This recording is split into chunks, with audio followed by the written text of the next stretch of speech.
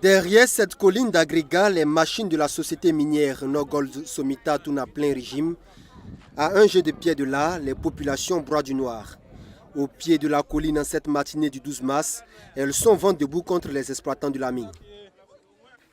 On a tourné, on a vu ce qui se passe entre les mines, les autres mines et puis la localité. Moi personnellement, j'ai tourné dans plusieurs mines. J'ai vu ce qui se passe.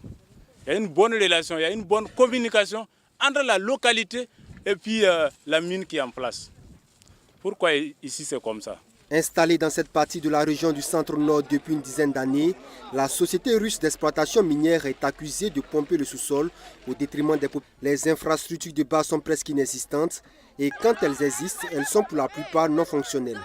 Il faut savoir que c'est la population de Taparko qui cultivait là où ils ont implanté leurs fosses, là où ils ont implanté leur usine, là où ils ont implanté leur camp, là où ils ont implanté les bureaux de leurs mines.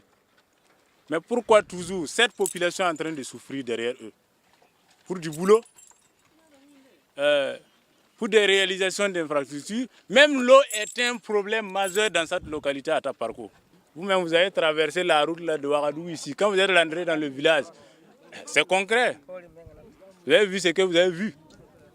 Ou bien, si vous voulez, après on va faire un tour dans nos dispensaires, dans nos services publics. Et puis vous allez voir. Un tour que nous acceptons de faire volontiers, non sans avoir tenté de joindre les responsables de la mine. Camille Compaoré, celui que les manifestants nous présentent comme le chargé des relations communautaires de la mine, oppose un refus à notre demande d'interview. Le maire Issaka Yameogo lui dit n'être au courant.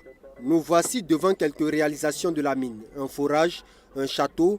La mine aurait contribué à la réfection du dispensaire et l'aurait doté d'une ambulance, le tout pour une population de plus de 10 000 âmes.